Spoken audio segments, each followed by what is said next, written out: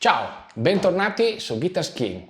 Con oggi iniziamo un nuovo filone di video dedicati a Quad Cortex. Saranno dei video più corti dove andremo a analizzare i vari passaggi per creare i propri suoni, le proprie patch. Quindi andiamo a vedere proprio come si lavora sulla macchina, cosa vuol dire input, come regolare il segnale, come fare il passaggio del suono nella catena degli effetti. Quindi andiamo a analizzare step by step Quad Cortex al suo interno, quindi nelle viscere, ok?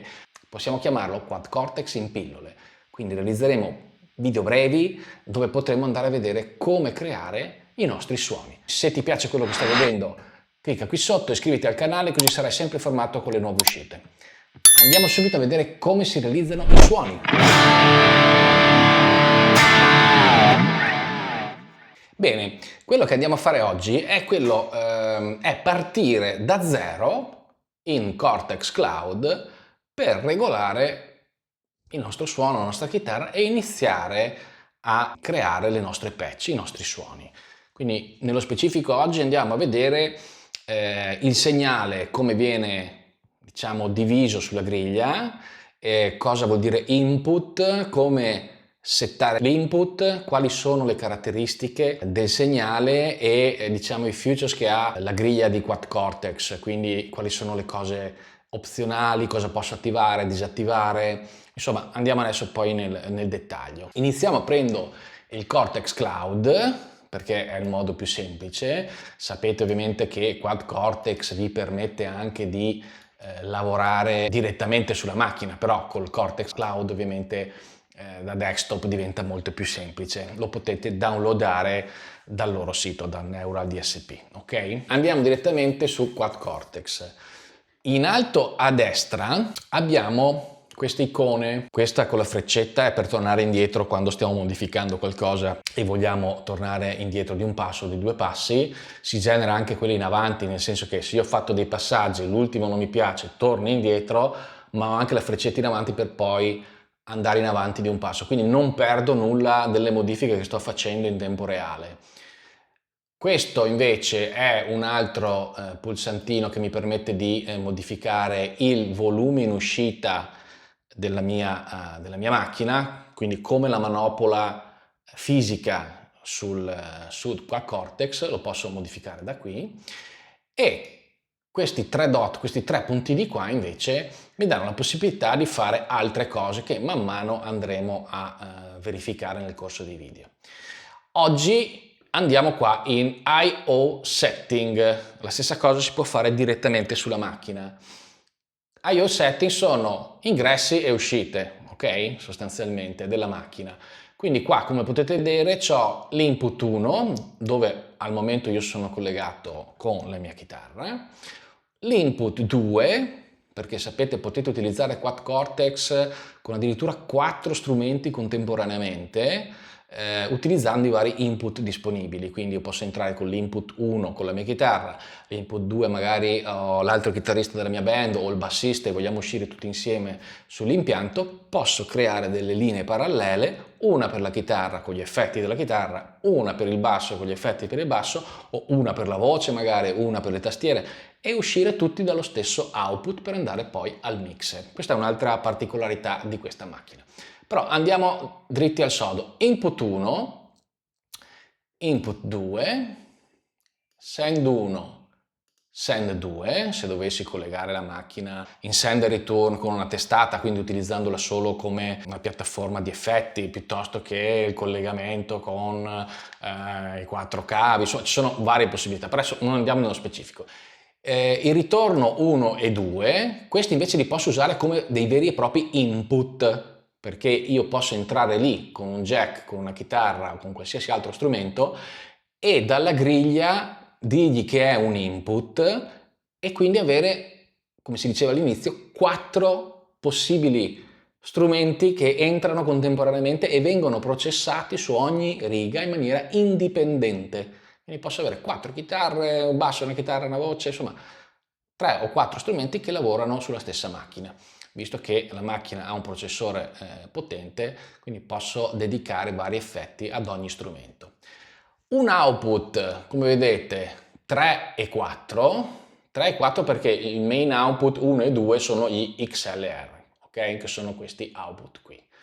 Qui abbiamo l'output 3 e 4, personalmente io lo uso per dire attaccato delle casse FR-FR, quindi quando suono dal vivo il mio input output 1, output 2 vanno direttamente al banco mixer, mentre il 3 e il 4 invece li tengo per me e li mando alle mie casse su palco.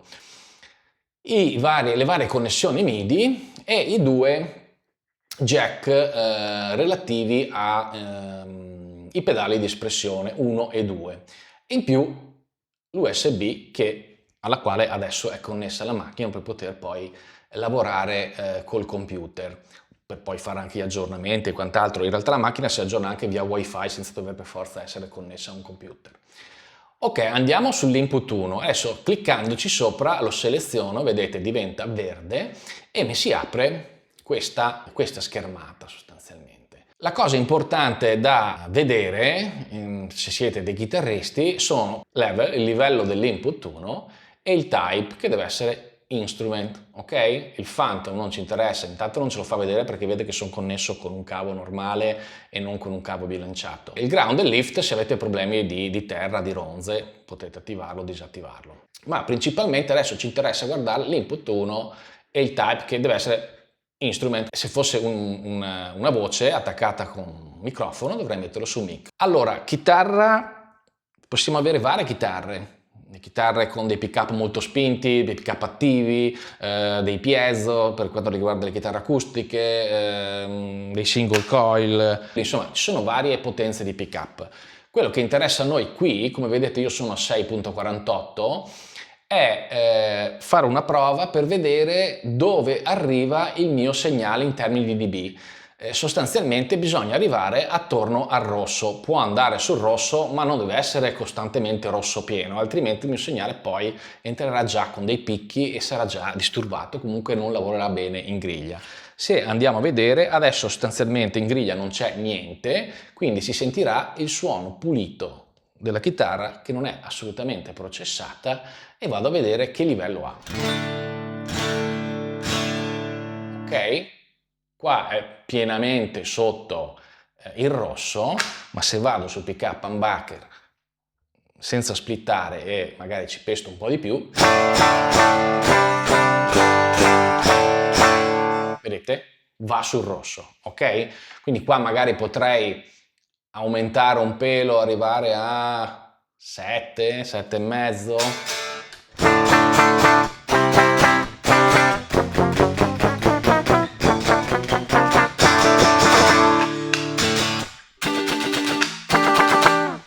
Ecco, vedete, è andato anche un po' troppo sopra, quindi torno un po' indietro.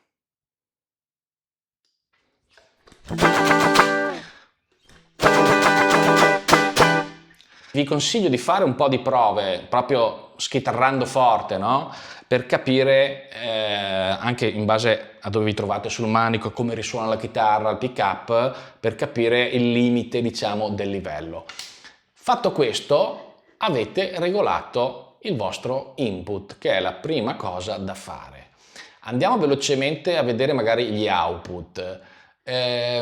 Andiamo qui sugli XLR, che sono quelli che si usano per andare al banco o la vostra scheda audio.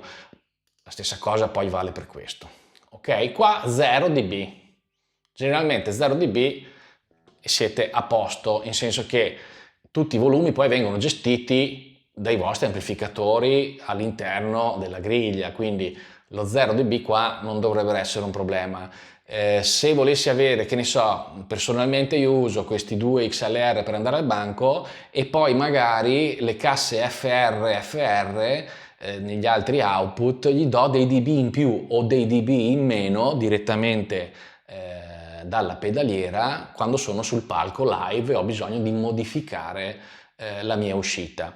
Questo perché? Perché la manopola principale che è presente sulla pedaliera, per come l'ho settata io al momento, mi controlla il volume generale di tutte le uscite. Ok? Quindi io posso eventualmente tirare su quella manopola, so che sono a un livello giusto sul mixer, quella poi me la dimentico, non la uso più. Se devo cambiare un volume nella mia spia o nella mia cassa FR che esce da questi output, andrò qui e cambierò da qui questa uscita che, come vedete, è indipendente da questa. Ok? Questo è importante. Altra cosa, per non impazzire a dover cambiare 30 volte, vedete questo simbolo è un simbolo di link, quindi vuol dire che output 1 ed output 2 sono linkati, connessi, collegati, quindi quando faccio la modifica di questo volume in realtà sta modificando tutti e due i volumi. Se ci clicco sopra, vedete, si sdoppia e diventano indipendenti, quindi output 1 è una cosa, output 2 un'altra. Perché questo? Dipende, se io volessi lavorare in mono senza avere degli effetti digitali, dei delay, dei chorus che viaggiano a destra e a sinistra e volessi avere 4 strumenti collegati e volessi essere indipendente con i vari volumi direttamente dalla piattaforma, da Quad Cortex, potrei lavorare in mono e dare ad ogni uscita un singolo volume diverso da quell'altro. Ecco, questo è il motivo. Però di solito per noi chitarristi linkiamo, lavoriamo in stereo e siamo a posto. Bene, fatto ciò, andiamo a vedere cosa succede in griglia. Quindi quello che abbiamo appena detto per gli input vale per tutti gli input. Input 1, input 2, ritorno, che come vi ho spiegato è un input in realtà, è qualcosa che entra. Anche qui posso gestire i vari livelli e il ground lift. Gli output li abbiamo appena visti. Ok, stessa cosa, poi avete dei livelli di multi-output, delle headphone, insomma, varie cose. Capture è un'altra cosa che vedremo in un altro video. Quando avete settato questo, chiamiamolo livelli generali, questa cosa viene settata non per ogni preset o ogni scena, no, una volta. Quando avete trovato il vostro set, quello resta e non dovete più pensarci, non dovete andare ogni volta a cambiare dei parametri, ok? Quello resta sempre salvato on board sul vostro Quad Cortex e resta, è la vostra impronta digitale, cioè quella resta sempre così fino a che non andate a modificarla. Ok, una volta fatto schiacciate questo pulsante e gli date l'ok e siamo in griglia. Questa è la griglia come si presenta vuota. Vedete che c'è già questo filo, diciamo, che immaginate che sia un cavo, il vostro cavo di segnale, che inizia da input 1, dove sono connesso io con la mia chitarra, e va a multi-output. Multi-output vuol dire che mi esce contemporaneamente dagli XLR che abbiamo visto, i due output 3, output 4, mi esce dalle cuffie, quindi dal jack delle cuffie. Multi-output vuol dire anche dai vari USB, se non ricordo male channel per quando uno è connesso con l'USB per registrare e quant'altro. Altrimenti io potrei decidere di far uscire il segnale solo in alcuni punti. Quindi qua c'è l'input, qua c'è l'output. Io cliccando su output, come vedete sulla sinistra c'è l'elenco delle uscite che posso avere. Avendo io linkato insieme output 1 e output 2, qua vedrò output 1 e output 2. Se non fossero linkati vedrei singolarmente l'output 1 e singolarmente l'output 2. Ok, quindi andiamo in output 1 più 2, vuol dire che questa riga di segnale esce fuori da quegli output. Gli altri output sono muti. Potrei decidere poi di fare un input 2 sotto, far entrare il basso, che ne so, e far uscire output 3, output 4. Oppure far uscire tutto da multi-output, insomma. Ok, questa è un po' la cosa che si può scegliere come prima scelta. Io tengo sempre multi-output. Tante volte qualcuno dice, ma non sento il segnale, l'output 3 e l'output 4, perché non abbiamo lasciato il multi-output? Magari ho segnato output 1 e output 2, che sono gli XLR, io sono invece connesso con i due jack dietro, che sono il 3 e il 4, magari scarico una patch dal Cortex Cloud e mi dice, ma non funziona. Attenzione, andate a vedere che output c'è. Andiamo all'input, quindi all'inizio della catena. Qua sostanzialmente io posso scegliere da dove ricevo il mio segnale per iniziare a lavorarlo, dall'input 1, qua lo vedete in XLR perché l'attacco della macchina ha la possibilità di andare dentro in jack o in jack bilanciato o in XLR, il classico Canon, ok? Quindi posso entrare nell'output 1, nell'output 2, nel ritorno come vi dicevo e poi ci sono i canali USB che quelli vengono usati per quanto riguarda le registrazioni, il reamping e quant'altro. Ok, Indichiamo l'output 1. Cosa posso fare io qui nell'output 1?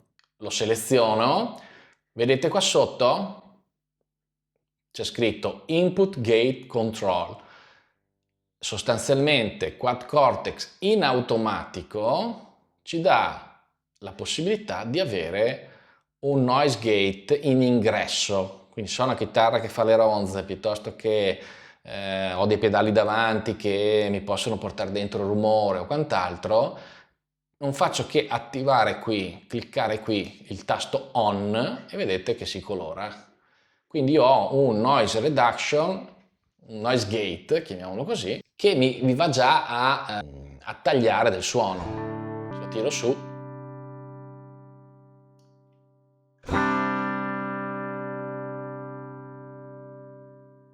vedete? Inizia già a tagliare.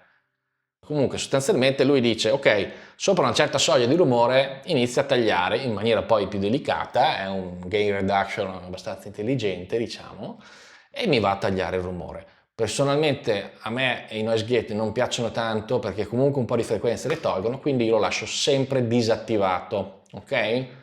A voi la possibilità di attivare o disattivare. Quindi cosa abbiamo qui? Adesso abbiamo un filo dritto. Iniziamo da cosa? Facciamo una cosa veloce.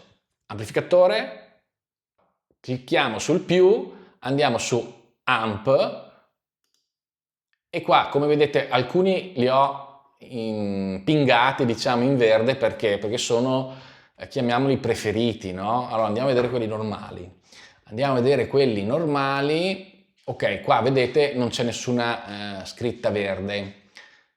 Perché? Perché non li ho salvati tra i preferiti. Allora, cosa vuol dire? Voi vedrete questa lista di amplificatori, ce ne sono veramente tanti, e andate a prendere quello che più vi piace.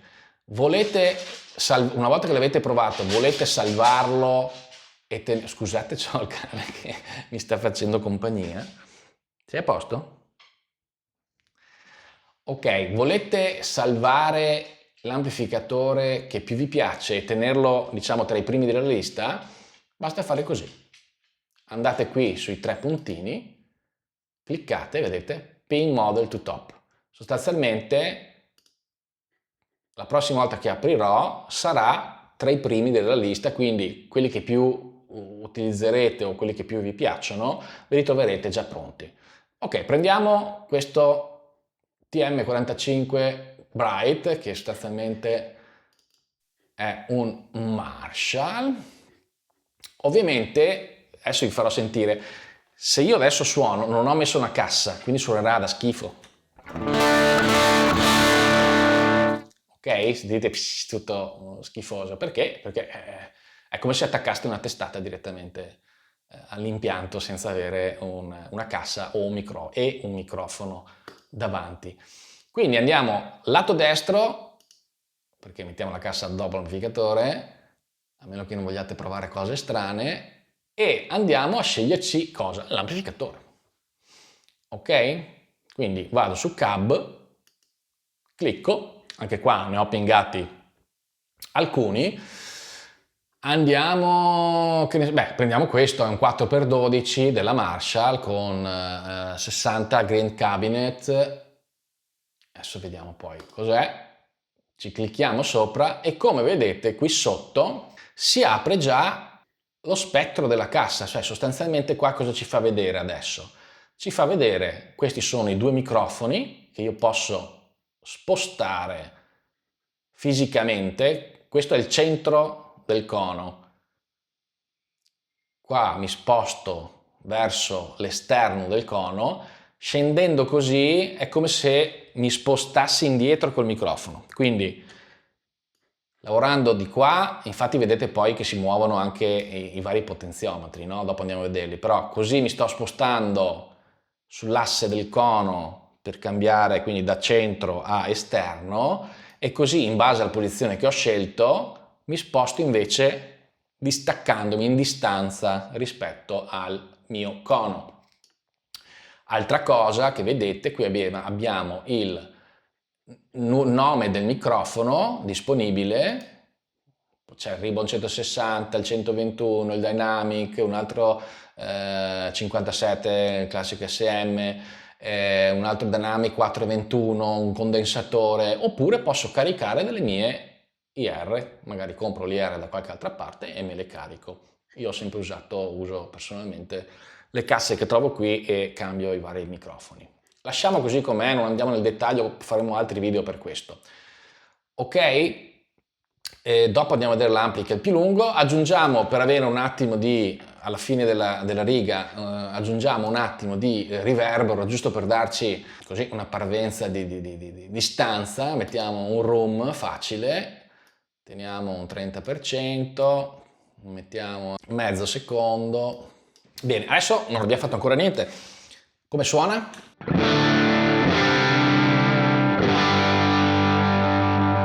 Ok? Qua, se io clicco adesso multi output, posso vedere il livello del volume.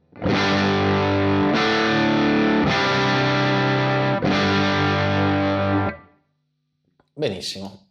Allora dopo vado a lavorare sul mio suono.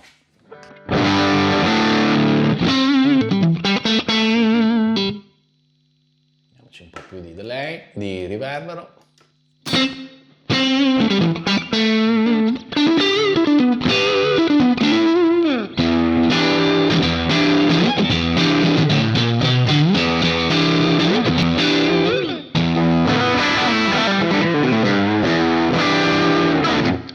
Eccoci qua.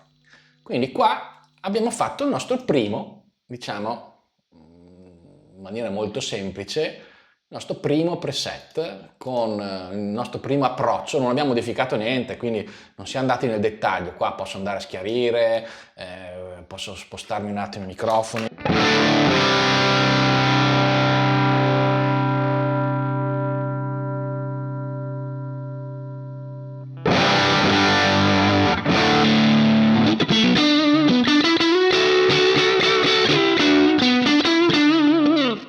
Quindi sentite come cambia il suono cambiando il microfono, cambiando la posizione, ci sono tantissimi parametri, quindi qua sta a noi un po' lavorare in base a quello che vogliamo ottenere. Ok? Bene, non mi dilungo, questo era diciamo un video dedicato proprio all'inizio, dove lavorare con l'input, cosa modificare, come andare poi a inserire i primi effetti, i primi pedali. Ovviamente da qua inizio a mettere dentro un distorsore, lavoriamo con l'808 nel classico modo, per scolpire il suono più che per dargli overdrive, no?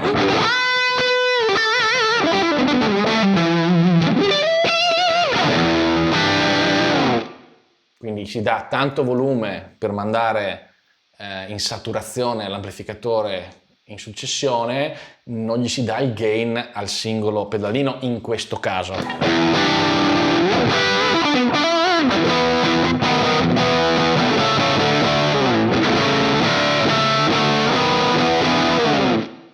Oppure gli posso anche dare gain.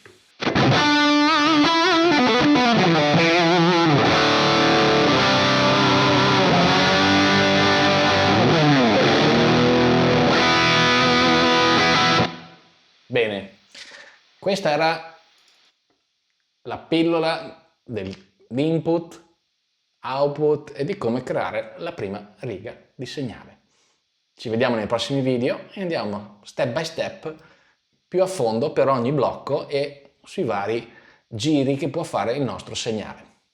Ciao, a presto!